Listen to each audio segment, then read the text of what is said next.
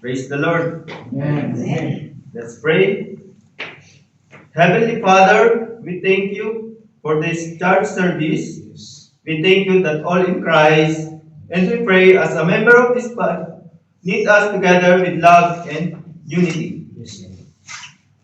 Lord, protect us from the wiles of enemy who wants to destroy our church.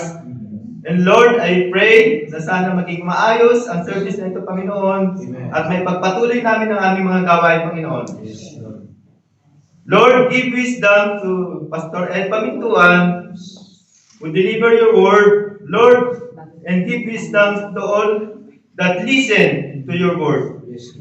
Lord, maraming salamat po muli at dinala mo kami dito at nagkasama-sama po muli at ipagpatuloy ang mga gawain ito para sa iyo, Panginoon.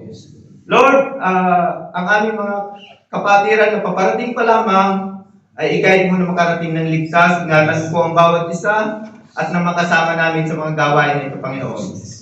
Lord, I pray po sa mga nilalaman na mensahe ng aming pastor na way isa puso at isa isip namin ang lahat ng mga ituturo niya, Panginoon, at madama namin ang iyong kaluwalhatian, Panginoon. Lord, ang lahat ito ipapuri namin sa Panginoong Jesus. Amen. Amen.